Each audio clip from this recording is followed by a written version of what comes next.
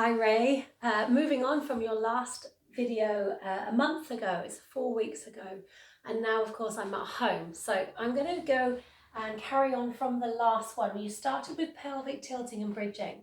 I'm going to take you back now for your next exercise or your next chain of exercises straight into bridging because you're very familiar. Remember all of the key points, shoulders releasing, do a couple of your nice breath with intention and that deep abdominal support, and go straight into your bridging pattern, reminding you the length in your waist, the deepness in the tummy, reaching out through the tailbone, reaching your kneecaps forward, and then just coming nice and slowly back down through the spine. So I want to use the bridging and add in some extra dimensions. So we're going to go more into the hips and the knees, so working through the knee and the strength in the glutes. So we're going to start with an external rotation, which is where your toes and your knees are opening up and not dropped. Your toes and the knees are opening, sliding, swiveling within the hip socket. So I'd like to roll up with this external rotation through the hip. Now at the top, lift your toes and rotate, swiveling on your heels to bring the knees together in a pigeon-toed inward position, and then rotate outwards again. So you're lifting to rotate, knees knocking together, and then opening out. I'd like to hold it up for at least 8 to 10 of these. So we're working within the hip socket, and the whole time you're sandwiching your belly to the spine. The shoulders are wide, and you're breathing out and breathing in. Keep your neck relaxed, all the tension away from your jaw and your chest, and the strength radiating and firm within the hips, the lower abdominals and your backside. So really focusing on that deep control and the strength moving in. So checking on that, the less strong side, really keep an eye that your hips are steady and both knees are really coming to the center. And let's do another one. And then just melt on through the shoulders. Feel the spine rolling into the floor, through the lower back and into the tailbone. Bring your knees nice and gently into the chest and round your spine to rest. As I mentioned in the last time, when you're lying on the floor, do have a neck cushion. I should have mentioned that before, but possibly not when you're bridging, so you know that. So here we go. Placing your feet back down on the floor, we're going back to the bridging pattern. Whether you've decided to have the cushion in or out, like the last video you now know, you're rolling up, making sure that your neck is comfortable and your hips are now parallel and square.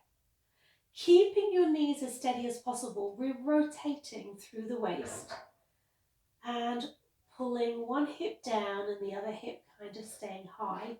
So you've got a twisting or spiraling motion. If you can visualize your spinal column spiraling around the ribs, one hip dropping, the other. But we're not twisting the knees.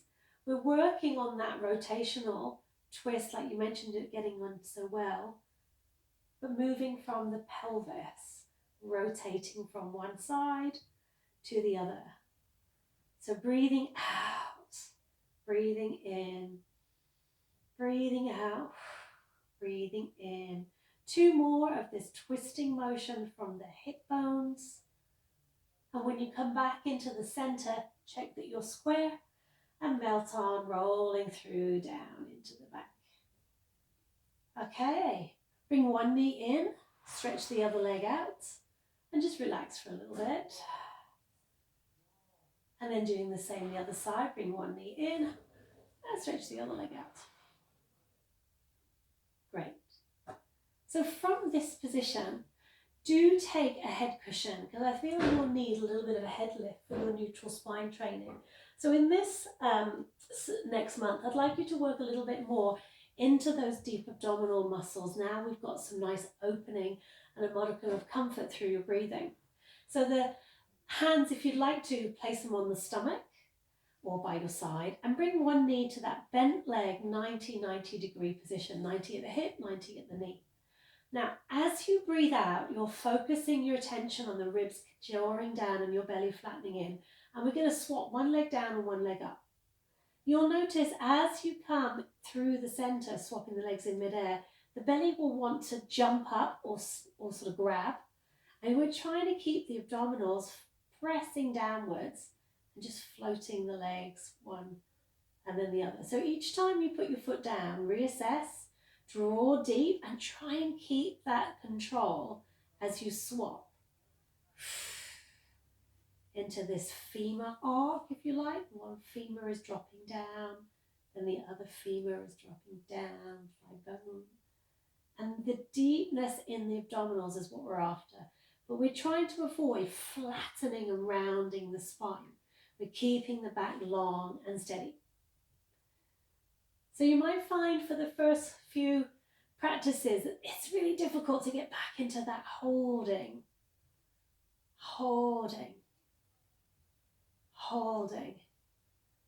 So after you've done a fair few of these, taking a rest at every so often, then going back, reassessing that tightness, place your feet comfortably wide on the mat, hands comfortably wide, and just roll one hip down, knee down, and the other hip up, and from side to side.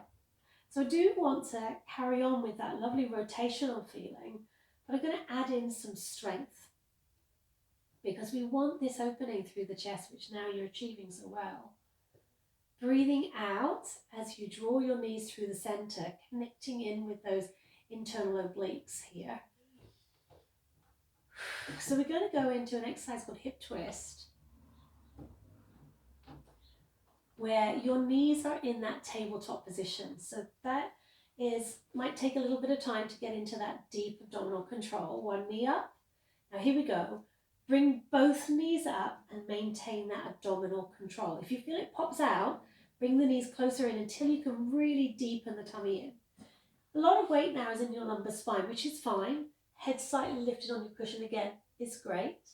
Open out your hands slightly, and we're going to lift one hip up as you try and keep your knees parallel to each other. And then come back through the center, and then the other way. So as you're doing this rolling from one hip to the other, check that your shoulder blades are widening, opening. And I like to say anchoring, but don't force it down. Really drawing down into the floor, opening the opposite chest as you twist away from it. Deepening the tummy. So if you find you're uncomfortable, place the feet down, reassess, keep that abdominal bracing, heaviness in the tail, and a couple more hip twists. Remember the breathing. Breathe when you feel you need an extra bit of control. Hip twisting. Widening, opening the chest. Great.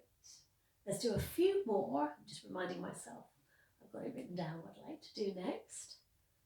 And then after the next one, take a bit of a break. Slide your feet out, shake out your thighs, and then roll sideways to come up to a seated position.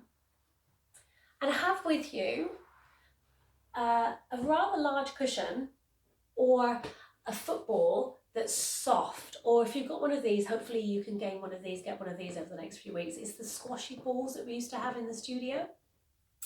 Ultimately, we want to have the squashy ball behind the shoulders with your head in your hands.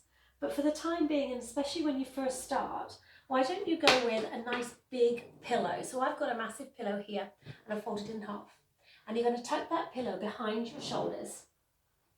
So you're kind of propped up. And your lower back is probably pressing into the floor. Hands behind your head. Lay your head into the pillow and now open the elbows. And then nip your ribs in and draw the elbows out to the side, but your ribs in. So you're opening the chest a little bit further and then nipping the ribs in and supporting your neck to lift up. We're trying to avoid pulling the chin down. Keep your neck open and long and support the weight of your head with your hands. Avoid pulling the elbows forward. Open the chest, breathe in. Close the rib cage down, keep the elbows wide, breathe out. So feel now we're getting into some upper back, upper chest movements and still connecting in with the abdominals. And we're going to carry on with the twisting sensation. So your head is slightly lifted and you're pressing into the tummy. And we're going to rotate to one side and then go back down and breathe in. Now you're going to lift up first before you rotate to the other side. Come back into the center and breathe in. So you're nipping the ribs in to lift and you're rotating, coming back through the middle and release. And keep that going, lifting, rotating, coming back and release. And then as the weeks go by, I really hope that the weeks, my ball floated away. I really hope that we can move towards the ball. It's much harder. It's a lot more pronounced in the chest expansion. As you can see this is where you'll get to. And then as you're going into the twist, you're staying lifted and the twist will also be a lot more rotational. So this is where you're going. Just check as you twist that your knees stay steady. There you go. And then after you finish, you might want to carry on with a nice big expanded stretch. And then use your hands to lift you. Tuck one elbow on the floor and remember to roll sideways to come back up. So clear the space, lie onto your abdominals, lie onto your tummy, and coming in to the half swan that you were working on. We call it half swan because we were only working on the upper back. Remember the shoulders sliding down, the elbows tucking in, feet and legs releasing, hips open. Squeezing the tummy in, drawing the elbows back. This is your half swan. Moving from here like we were, we're now going to go a little bit higher. As the lowest rib comes up, keep drawing the tummy in and we're extending that swan position into a nice lifted motion. But we're not letting the hips drop down. We're actually drawing the tummy in and then coming back down again. So it's just more pronounced. You'll feel more strength in your arms. The upper swan lift that you've been working on. Then as you roll and lift the rib cage, your belly button draws up with you. So you're still in the back bend, but your tummy is lifted and then coming back in and out. So we want a good 6 or 5, 6 of these. So just noting the lift in the tummy, not a lift in the hip, and then coming down. So breathe out, push the floor away. Breathe in at the top of your stretch and breathe out, coming nice and slowly. So as you know, when we're working with the spine and do the bigger movements, really go with intention and listen to how you feel. The end result to start with doesn't matter. It's the process getting there. So if you're feeling in the first time that you watch this video or do it, you might find you only come to here, which is fine, but keep the abdominals lifting. Let's do another one.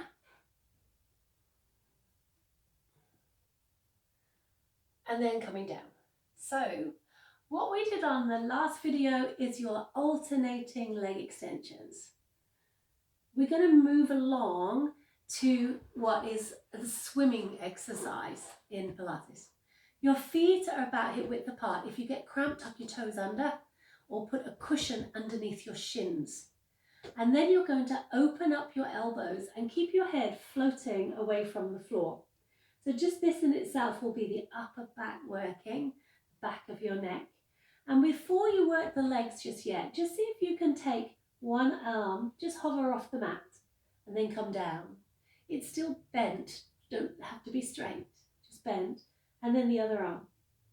Head stays slightly hovering and you just see how high you can comfortably lift without a twist. So there is now no twisting. We're working just linear right the way down the spine, keeping the spine steady and strong. So even though you are lying on your tummy, start to connect in with those deep lower abdominal muscles across the hips.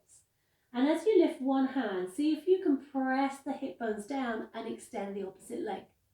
and then come down. So the idea is hips are still, ribs are still, shoulders are more or less still as the arm floats away from the floor, and so does the opposite leg. Breathing out, breathing in. It's like you breathe out and push the hips down and breathe into the floor. Now, over your practicing, your goal here is to swap in midair, keeping a slight floating action just for a second or two as the hands and the legs pass each other. Swap. And I hope over the next month, you might be able to get to more of a paddling motion. So breathing in, paddle, breathing out, paddle. So keep going with whichever one you are at with this session. 2 more breaths, so you might be here. Or keep swimming. Good stuff. Tuck your elbows underneath you. Release and lift your chest.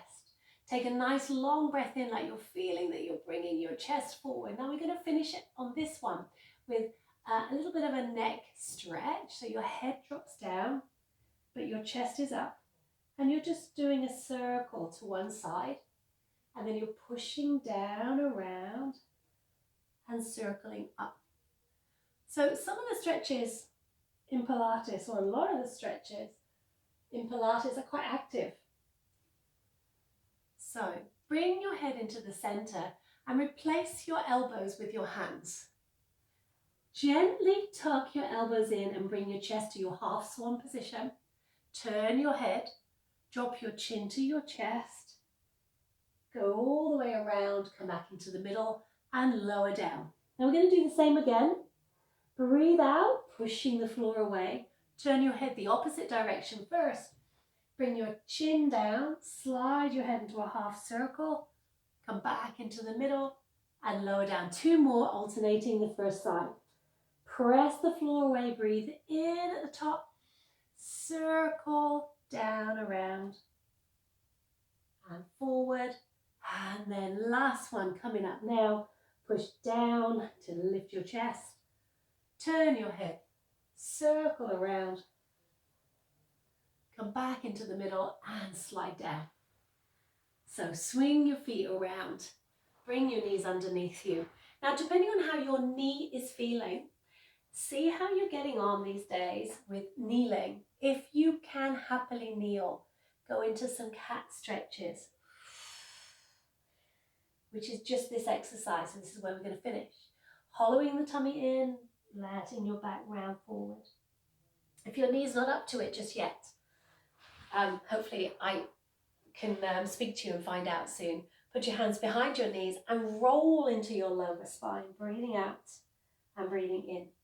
Both is great, one is fine. And this will be your release for your back. And we will just finish off with a nice, easy forward lean, forward stretch for the whole back body. So last one. Come around to sitting if you're kneeling. Open out the knees and put your hands behind you. Sit as tall as possible. Flex your feet up to the ceiling and push yourself forward, looking up. Breathe out and come back in. So you're supporting yourself with your hands and your toes are reaching upwards. That's it. The moment we're trying to avoid rounding the back, we're trying to stay lifted. So the stretch is focused more in the legs, the back of the knees, perhaps the calves, perhaps up higher into the hamstrings. Pushing forward and back. Let's do another one. And then holding your best forward stretch. Don't worry if your knees bend. Bring your hands around, nod your head forward, release your feet, and let your back stretch also. So it's a combined stretch of legs and lower back and neck and shoulders. Just drape your hands down by your thighs, knees, or the floor, and take a long breath into the back of your lungs. So we've talked so much about lung capacity. We want to feel the ribs at the back. Good timing, my camera just fell over. So while we were feeling the rib cage at the back, breathing in, breathing out. We're going to finish there. I'm laughing because my camera fell over. Come up nice and slow. Shake out your legs. Okay, there's your next few weeks of practice. Go carefully and speak to you soon. Always call or email with any questions. Bye.